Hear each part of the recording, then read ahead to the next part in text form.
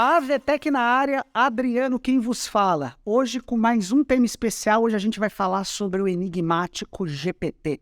E eu estou aqui com dois convidados muito legais, muito bacanas, meus amigos. O primeiro que eu apresento para vocês é Matheus Duzzi. Tudo bom, Matheus?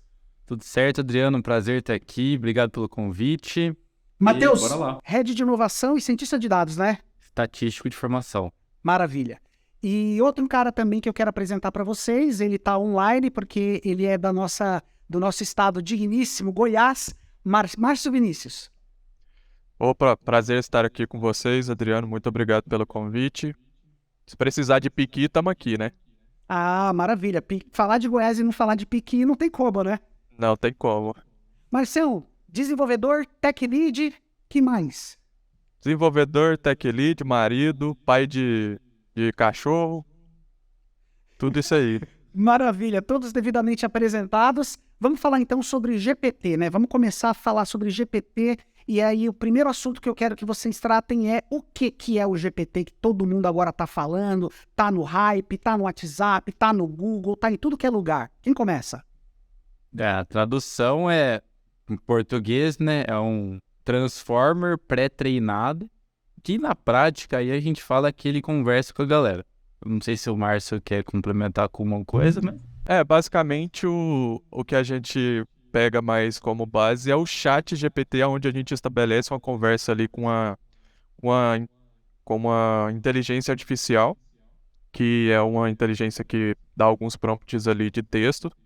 E o GPT em si, ele é a inteligência artificial, né? O chat, ele é uma implementação do GPT, que seria uma plataforma onde você conversaria com essa inteligência artificial, certo? O chat é um meio, então, vamos dizer assim, facilitado para o usuário ter contato com essa inteligência. Isso, seria basicamente isso.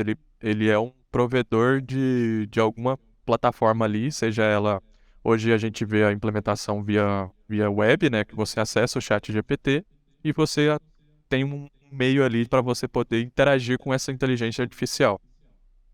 Qual que é a base dessa inteligência artificial usada pelo GPT? É uma rede neural? É linguagem natural? O que eles utilizam como base? É legal pensar que, assim, base existem duas coisas que a gente tem que pensar. O algoritmo e a base de dados, né? Base de dados seria a web como um todo. Então, ele olha tudo que foi publicado ali, especificamente para o caso da web, que tem como a gente testar ali, eu, você, o Márcio, ele é treinado com base até 2021, com páginas ali de pesquisa. E o algoritmo, eles são redes neurais, né? São ali uma espécie de cérebros de inteligência artificial que eles se conectam entre si e interpretam aquilo que ele encontrou na web para te responder no chat GPT. Maravilha. Isso do ponto de vista de um estatístico. Eu quero saber de um ponto de vista de um desenvolvedor. Como que funciona o GPT por trás? Basicamente eles devem ter bastante GPUs aí para poder treinar esses modelos neurais que o Duzi comentou. Deve ter um poder de recursos, tanto de GPUs, de máquinas, para poder treinar bastante, porque imagina você pegar todo o conteúdo da web até 2021 e transformar isso em uma inteligência artificial acessível para todo mundo, né? O Márcio tocou num assunto importante e interessante, inclusive, que é pegar todo o conteúdo até 2021. É todo o conteúdo existente da web, desde que a web foi lançada até o ano de 2021, ou tem um delta aí? Exemplo de 19 a 21? Pelo que eu imagino, depende da resposta, né? Se ele precisar pegar um conteúdo em que exista numa parte histórica ali de 1900 e bolinha, ele vai acessar esse conteúdo. Mas se for um conteúdo, por exemplo, voltado aos anos atuais, ele vai raspar só a parte necessária. Eu acho que essa aqui é a grande sacada do ChatGPT. Ele, além de ter uma base de dados gigantesca, ele consegue interpretar e aí sim fazer a análise para entregar para você a melhor resposta. Não é só como se fosse um Google, né? A gente fala que o Google está sendo ultrapassado, talvez, pelo ChatGPT, mas o Google ele tem meio que uma busca burra, né? Ele olha aquilo que é um pouco mais parecido com as palavras-chave que você colocou, e o ChatGPT ele meio que interpreta ali o todo, ele é semântico, né, que a gente fala. Certo. É interessante você falar isso, Doze, sobre um pouco da parte de pesquisa burra do Google, vamos dizer assim. Não é que ele seja burro, né? Mas é o que ele faz ali por trás. Mas o ChatGPT ele até consegue cruzar um pouco de dados com outras coisas que você ali talvez. Eu testei bastante para o lado desenvolvedor, né? Então, muitas vezes algumas coisas que eu pesquisava ele trazia alguma coisa a mais ali que até ajudava ali no contexto que eu estava pesquisando alguma coisa, vamos dizer assim. Então, ele faz um pouco desse cruzamento de dados com algumas outras coisas que podem ter referência ali. Pelo que eu entendi, eu confesso que mexi muito pouco com o chat GPT até hoje, né? E eu vejo lá a interface que nem muito bem o Márcio citou, de um chat, onde eu coloco, faço o input, né? Digito uma pergunta ou alguma coisa que eu quero pesquisar e ele me retorna isso com um texto. O chat GPT se limita, pelo menos hoje, se limita somente a isso? Eu mandar uma pergunta e ele devolver uma resposta com um texto? Depende de onde você está acessando, se você está pagando ou não. Hoje o ChatGPT, a gente falou do GPT, né, que seria o processo de algoritmo dele. Ele tem o GPT-3, que está disponível a público lá no site da OpenAI. O pago, que seria as plataformas até que o Márcio pode usar de API. E no Bing, hoje, usando o Microsoft Edge, se eu não me engano, você ativa modo criativo, você consegue gerar, por exemplo, uma imagem a partir do ChatGPT. Então, não necessariamente é texto para vir e gerar uma outra informação, e não necessariamente ele vai gerar um texto a partir daquilo que você mandou. Então, ele já começou a se adaptar a outros cenários em que a entrada não necessariamente é uma palavra, enfim. Legal. Minha mãe agora acabou de entrar na sala. O que é OpenAI e o que é Bing? Quer responder essa ou eu vou nela, Márcio? Pode ir, Duzi.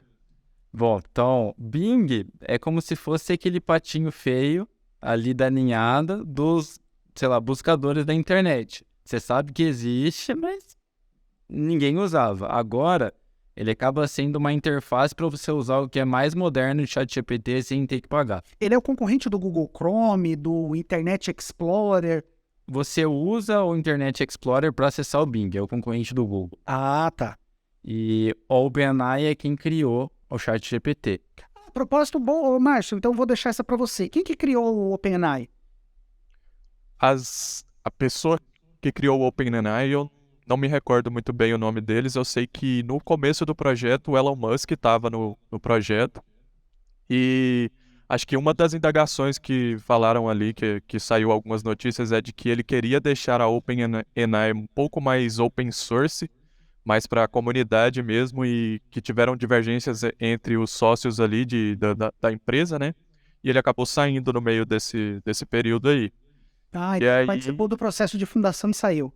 isso. Aí depois parece que a Microsoft entrou na jogada, acabou aportando alguns milhões de dólares aí para a empresa.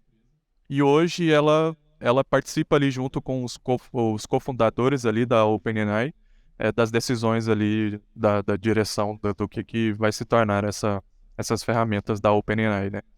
Eu sabia dessa informação do que o Elon Musk participou, né, da fundação da OpenAI. Também ouvi, na verdade, né, rumores que ele tinha saído, mas eu não sabia o porquê do motivo. O motivo foi transformar a empresa mais open source.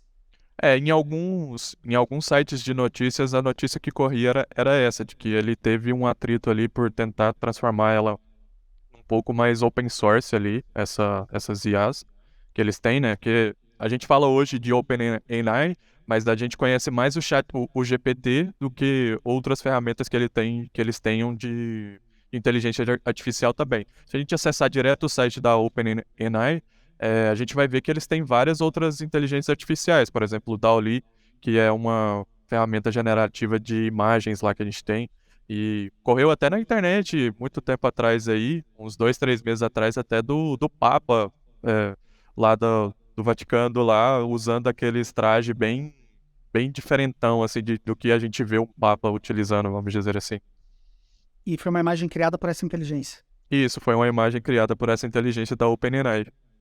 Falando em mãe na sala, a gente vive soltando vários termos, assim, são comuns, né, para nós, no nosso cotidiano, mas para quem talvez está assistindo aí, pode ser um termo aí que não faz muito sentido. O que é open source aí que a gente acabou de comentar?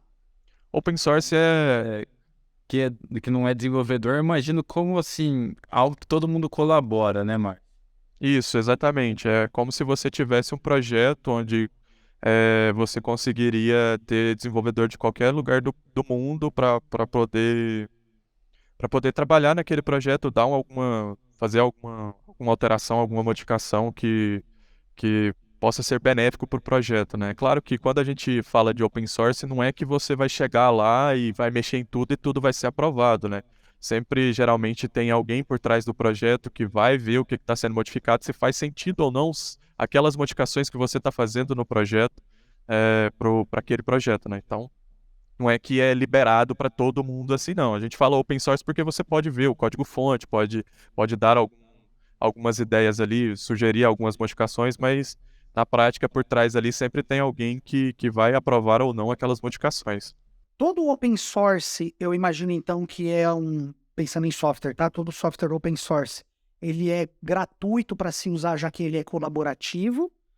E o ChatGPT, já que eu consigo na versão 3 utilizar ele é de forma gratuita, né? Apenas fazendo um cadastro gratuito. Eu posso chamar o ChatGPT 3 lá também de open source? O GPT-3 não é que ele é aberto o código dele, né? É aberta a utilização dele, né?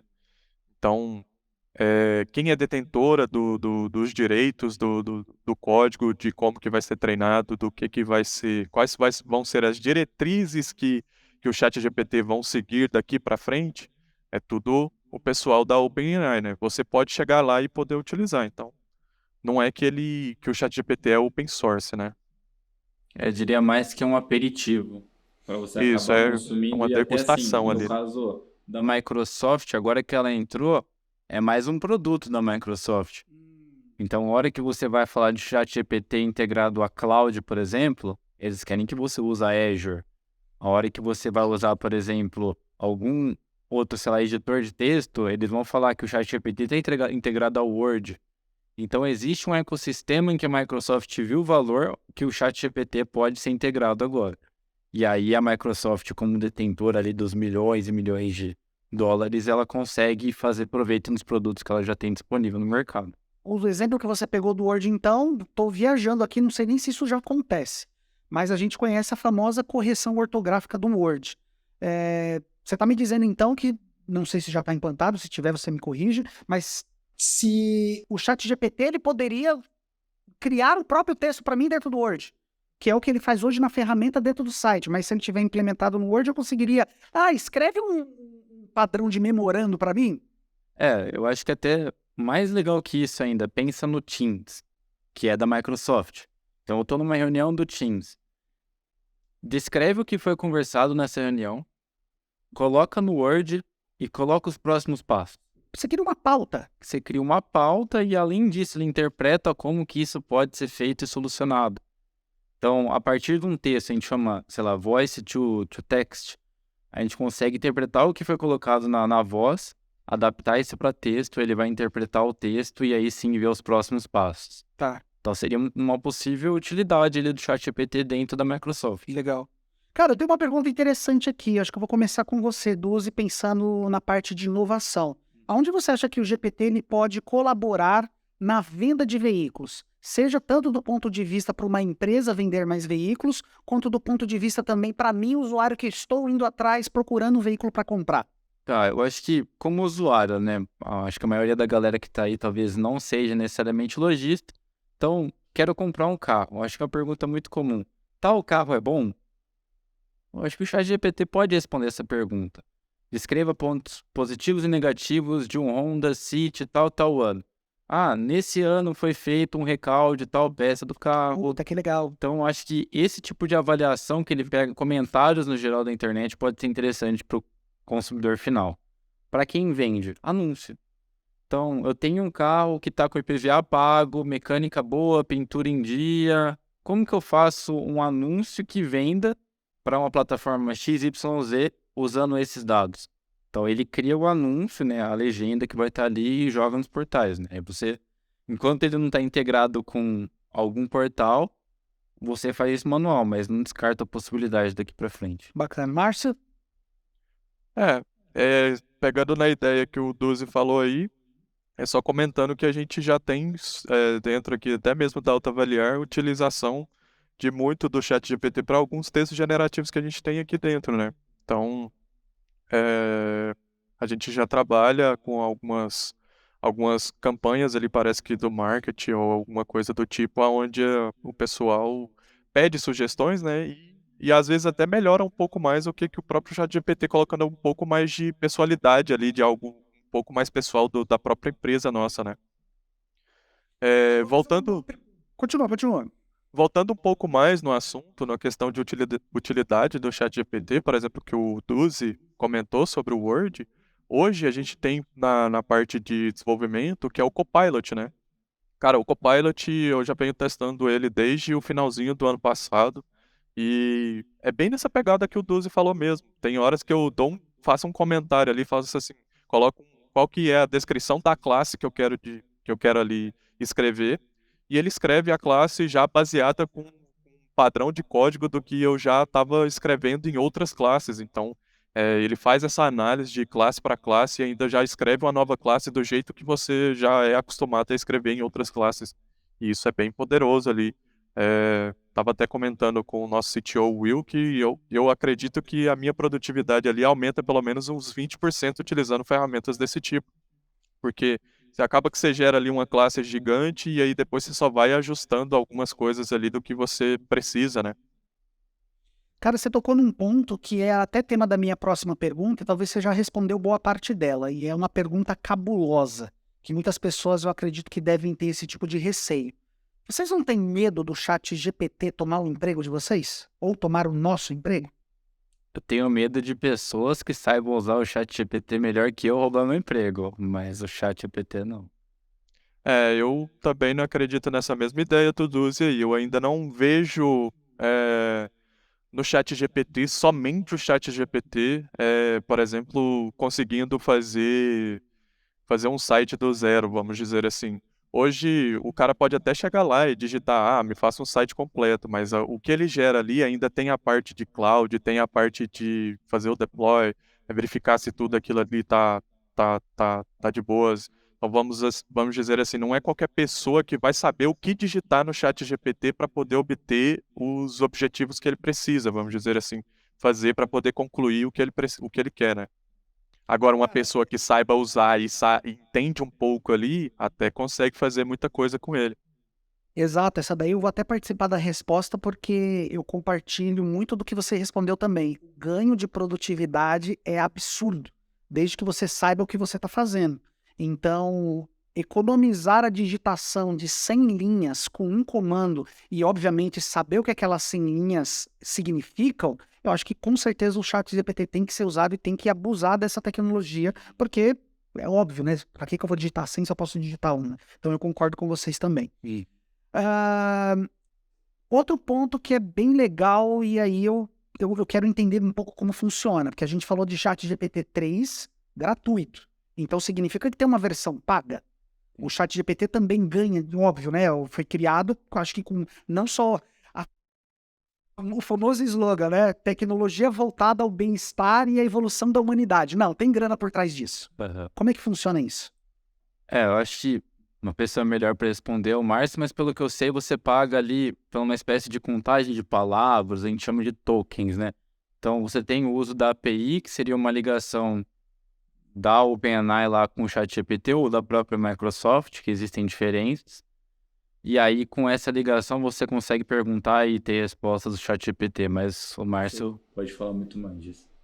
Faz um tempinho que eu utilizei a API. Na época que eu utilizei, ela era totalmente gratuita e tinha alguns plus quando você pagava, né? Então, hoje eu não sei, já faz algum tempo que eu fiz alguns projetos de testes ali com a API do ChatGPT.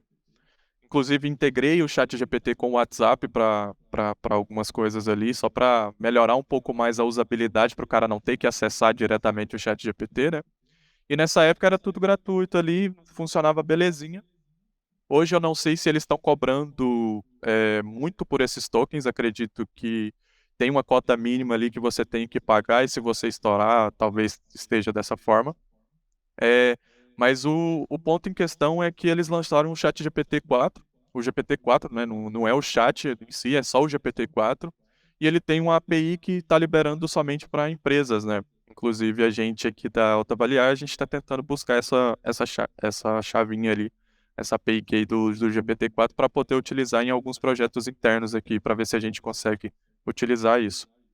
E comentando um pouco mais sobre esse assunto, o Copilot que eu comentei ali por detrás do desenvolvimento que serve como se fosse um pair programming para mim hoje em dia, ele usa o GPT 4 já. Então a gente tem o Copilot X que usa o GPT-4 e o Copilot X, se eu não me engano, ele se eu não me engano, $10 por mês que a gente paga ali.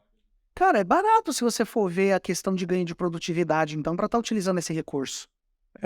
Eu uso e recomendo para todo mundo, né? Assim, para quem é mais da área, assim, um pouco mais pleno, sênior ali, que já está na área e já entende um pouco mais do que se trata, tava comentando até mesmo com o Silvio, bem no começo do ChatGPT, que um dos meus medos para nossa área agora, com essa vinda do GPT, é que demore um pouco mais de pessoas ingressarem na área e entender o que está fazendo, né? Porque muita gente vai ali direto no ChatGPT, digita o que precisa, só copia e cola e não sabe muita coisa do que está fazendo, né? Isso é um dos medos que eu tenho para a área, porque hoje a gente já vê que tem um pouco de escassez de pessoas que saibam do que está fazendo aqui na área, né? E para quem é pleno sênior, acaba dando o ganho de produtividade mesmo, porque você já sabe ali mais ou menos o que está se passando no código e você com certeza vai ajustar o que precisa ser ajustado para poder atingir o objetivo que você quer naquele código, assim, vamos dizer assim. Na tua profissão, então, só continuando contigo, você tem visto muito, então, programador de Ctrl+C, Ctrl+V? De copia e cola? Assim, Ctrl+C, Ctrl+V todo mundo faz, né? Seja ruim, né? Mas sempre... Não é uma coisa ruim. O grande aspecto da questão é você entender o que é o Ctrl+C, Ctrl+V que você está fazendo para você poder evoluir, né? Ctrl+C, Ctrl+V todo mundo fazia desde a época de escola, né? Todo mundo pesquisava na internet pelo menos na minha época ali, já peguei ali do ensino médio, já tinha um pouco de internet. Então você já copiava algumas coisas dali. Fiz resumo de livro com Ctrl+C, Ctrl+V, cara. Eu já peguei ali... Eu já peguei muita coisa ali da internet e já peguei ali o finalzinho do meu ensino médio, o pessoal já aceitava trabalho digitado, né? Então muita coisa ali você copiava, colava, mudava algumas coisas, vamos dizer assim, né? Então isso não é uma coisa ruim, mas é uma preocupação que eu tenho de a pessoa estar entendendo o que realmente está se passando no Ctrl+C, Ctrl+V que ele está fazendo, né? Sim. O intuito da minha pergunta, inclusive, Duzi, desse Ctrl+C, Ctrl+V era muito ligada nesse sentido, sabe? Não, obviamente, né? A gente sempre copia e reaproveita as coisas, né? Nada se cria, tudo se copia. Mas na parte de inovação, por exemplo, que inovação não significa só criar algo novo, né? Significa criar algo melhorado. Você tem visto muito também na tua área essa questão, não só com o uso do ChatGPT, mas se tiver visto também, pode comentar. Pessoas fazendo coisas, mas não sabem exatamente o que estão fazendo? Muito. E assim, eu acho que tem inovação para o mau caminho também, né? A gente fala bastante, o Márcio falou aí da questão de gerar imagens pelo GPT, né? No produto que a OpenAI lançou. Tem o Deepfake hoje, né? Que é uma inovação. Então, Mãe na sala, o que é deepfake? Deepfake seria você pegar um vídeo, pegar uma imagem que ela não existe, né? Ela foi, por exemplo, colocada ali de uma pessoa dançando e, na verdade, essa pessoa não sabe nem dançar. Então, colocaram o rosto dela numa imagem que não era ela. Então, é uma inovação que pode ter muitos benefícios, principalmente para a indústria cinematográfica. Mas isso é perigoso. Mas é perigoso, né? Porque, às vezes, vão usar isso para, sei lá, sequestro, mostrar que uma pessoa está dentro do cativeiro e ela não está lá, golpes, a gente está vendo bastante golpes de Pix e tudo mais. Então, é voltado para um público ali que tem uma consciência boa no cinematográfico de lançar filme, por exemplo, com Michael Jackson, que teria a possibilidade dele estar naquele filme, mas com efeitos especiais, mas a galera usa isso para outras coisas ruins. Você está me dizendo, então, eu vou entrar agora no cenário político, que se eu ver uma imagem do político que eu confio, não vou nem entrar em mérito de partido aqui, mas se eu ver uma imagem um vídeo de um político que eu confio, falando alguma coisa, é melhor eu ir atrás da fonte para saber se realmente aquele vídeo é verdadeiro. Porque pode ter sido um vídeo criado e manipulado por inteligência artificial. Não só vídeo, né? Eu acho que toda informação que você conseguir verificar qual que é a origem, qual que é a fonte, seja ela foto ou texto, seria interessante para você ver se realmente é real. Porque da mesma forma que o cara foi lá e se deu o trabalho de modificar a imagem, ele pode ter modificado o texto, num texto que, por exemplo, chegou no seu WhatsApp. Então é até legal para quem está assistindo, a gente fez uma campanha na Autoavaliar um tempo atrás, contra, sei lá, você verificar boleto se realmente era do CNPJ da Autoavaliar. Porque a galera tava modificando o boleto. Então, se eles estão chegando nesse nível, eu tô chegando na foto hoje também, que é onde que tá esse problema do deepfake. Tá. Márcio, eu vou fazer uma pergunta de leigo aqui e seguindo nesse assunto aqui no gancho aqui do boleto. Chegou um boleto para mim, então, da Autoavaliar ou de qualquer outra empresa, mas o boleto tem um código de barras, eu leio lá o código de barras e o meu banco aceita ele código de barras, como que aquele boleto pode ser falso? Assim, a questão de segurança é que a gente sempre na hora de ver, de receber um e-mail, um boleto, sempre a gente checar se realmente aquele e-mailzinho que a gente recebe. Porque quando a gente vai enviar um e-mail via programação, a gente consegue meio que fakear o nome que vai naquele comecinho do e-mail ali.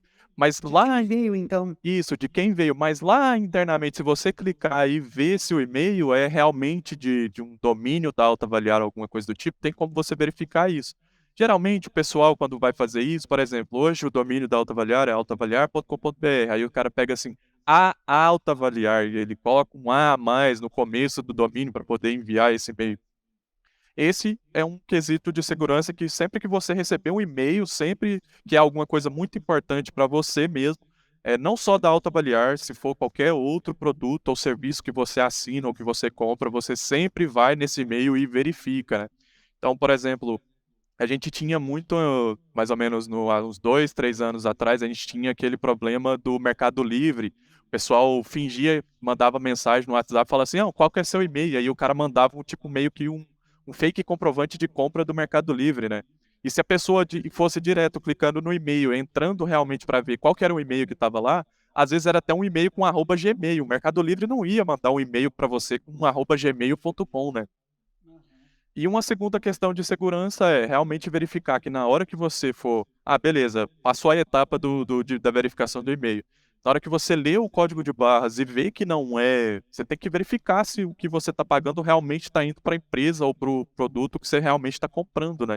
Então, na hora que você lê o código de barras, lá vai ter que aparecer as informações da empresa que vai receber esse pagamento, né. Se não for Autoavaliar, aí você tem que desconfiar e entrar em contato com a gente lá pela Autoavaliar para a gente poder, verificar o que que pode estar acontecendo e a gente tomar as medidas cabíveis, né. Cara, tudo se resume ao leia, né? Preste atenção e não saia clicando em botão à toa, né? Exatamente. Continuando aí abordando o tema aí do GPT, porém para, vamos dizer assim, o uso ruim da ferramenta, né? Porque não é que a ferramenta seja ruim, pessoal, é o uso que se dá da ferramenta. Então, é igual o exemplo de armas, né? Uma arma não é ruim, depende-se de como se utiliza essa arma. Então, a segurança pública, polícias, etc., tem acesso a esse tipo de ferramenta porque tem, pelo menos a gente imagina, que tenha o uso devido e adequado para esse meio, né? Mas de GPT, vamos falar do uso ruim do GPT. Acho que a gente não poderia deixar de abordar que recentemente bombou aí de alguém falando sobre filmes piratas, né? Fez uma pergunta sobre filmes piratas. A pessoa primeiro me fez uma pergunta falando sobre onde ela conseguia o filme de forma gratuita. E o chat GPT acabou respondendo que era filme pirata. E ela meio que manipulou a resposta para conseguir essa informação. Então, eis aí um exemplo muito ruim. Vocês viram alguns outros exemplos ou alguma outra maneira que a gente viu o pessoal usando de forma inadequada a ferramenta? O notícia falsa, acho que também é uma coisa, assim, preocupante de gerar uma notícia ao ponto de ser tão realística, baseada em outras que o ChatGPT viu na internet e lançar num portal muito grande. Diria também de posts em redes sociais. Eu vi um tempo atrás uma inteligência artificial que ela estava sendo treinada no Twitter. A gente costuma brincar que Twitter é meio terra de ninguém, né? E aí ela acabou se tornando uma inteligência, assim, maldosa. Então, pô, a pessoa tá usando ali um estilo de chat GPT num lugar que não é o realmente viável, né? Por isso até que o Márcio falou saber o que você estava fazendo. Então, é nesse sentido de realmente colocar coisas que possam atingir a sociedade como um todo. Márcio, chegou a ver algum caso aí de uso que foi inadequado recentemente? Cara, o mais impressionante foi esse mesmo que você comentou. Eu até te mandei mensagem no dia. Eu falei assim, cara, não é possível que o cara conseguiu fazer isso, né? Algumas coisas eu, que eu vi assim que não foi de má utilização e foi mais assim de inocência da pessoa que eu estava utilizando, né? Eu vi alguns casos de algumas pessoas, por exemplo, colocando lá um site para ele fazer web scraping e colocando usuário e senha para o chat GPT fazer o web scraping de alguma coisa, né? Só que ele não se tocou de que todas as informações que você manda ali, o próprio GPT já utiliza para se autotreinar. E se outra pessoa chegar ali e pedir alguma coisa, faça um web scraping disso aqui, pode ser que as suas senhas, usuários e senhas que você colocou ali para ele fazer um web scraping ali de alguma coisa, seja vazados, né? Então, tem esse outro ponto também. É o caso da gigante de telefonia aí que aconteceu esses dias. Eu não Exatamente. sei. É um caso bem crítico, assim, que a pessoa colocou para fazer uma análise, se eu não me engano, ou enfim, e aí foi totalmente comprometido. Nossa, teve acesso aos dados pessoais. É, o que o Márcio falou é de você dar uma informação para uma inteligência que está se atualizando ali a cada segundo, né? Então, tudo que eu colocar, por exemplo, num chat GPT, não significa que foi só naquele momento que eu digitei. Isso daí tá para a internet, então. Tá para utilização dentro do próprio chat GPT, né? É como ele utiliza os próprios prompts que você vai mandando ali, as próprias interações que você vai fazendo com ele, ele já vai se auto aprendendo, vamos dizer assim, vai utilizando daquilo ali para aprender também. Então, tem que tomar cuidado com o que você coloca, porque se você coloca lá um site, vamos dizer assim, e você coloca um usuário e uma senha e pede para ele logar naquele site e fazer, ele vai fazer. Só que o problema é depois, se alguém entrar naquilo ali e pedir a mesma coisa que você, talvez, você vai ter algum vazamento de dados ali, talvez. Caraca, isso é muito perigoso. É, Como que eu faço para acessar? Alguém sabe, lembra do caminho? Como que eu faço? Sou novo, achei o assunto interessante, quero acessar esse chat GPT. Como que eu faço? Dois jeitos. Você pode ir lá no site da OpenAI, que é a dona do ChatGPT, criar uma conta. Então ele vai pedir algumas informações. Quem é você? Adriano, tal, e-mail. E aí vai criar um dado de login, e-mail e senha. Criou lá o seu acesso da OpenAI. Aí você pergunta para o ChatGPT, é bem intuitivo. Já vai abrir assim a interface para pergunta. Para entrar no outro ponto que seria do Microsoft Edge, você digita Bing, e aí dentro do Bing vai ter um buscador escrito chat, você clica nele também. Vai ter 3 modos. Um modo agressivo, se eu não me engano, que ele vai responder, assim, tudo que ele tiver mais certeza no chat GPT. Um modo um pouco mais criativo, em que ele vai te dar mais informações, não que necessariamente você perguntou. E o modo criativo, que aí vai gerar até imagem.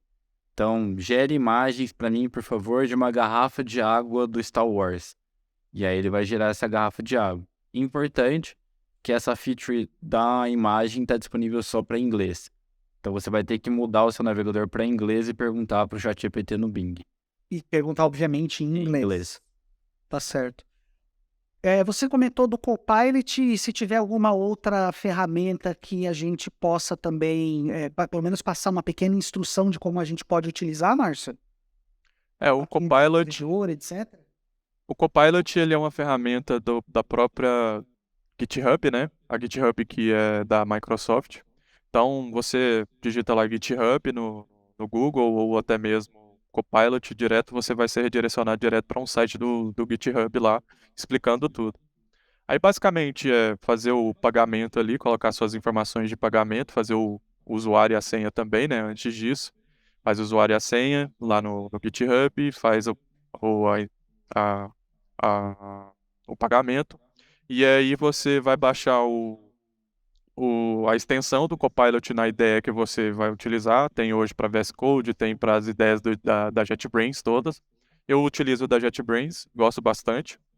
E a partir do momento que você instalar, você vai ter que colocar um usuário e a senha que você utiliza lá do GitHub, e aí automaticamente ele vai saber se você tem acesso ao Copilot ou não.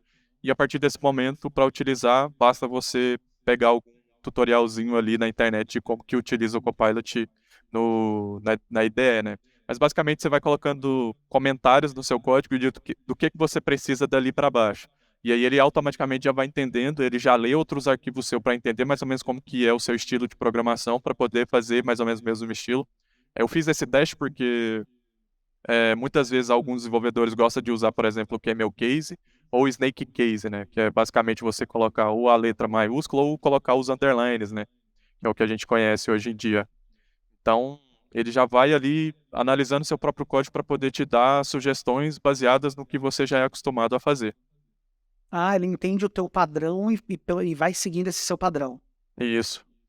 Ah, bem interessante. Para você que tá ligado aí, a gente vai colocar essas informações na descrição, tanto do OpenAI quanto do Bing e também do Copilot, para você poder acessar os links e aí seguir cada um aí com o que sabe fazer de melhor, seja desenvolvimento, seja inovação, seja negócio, beleza?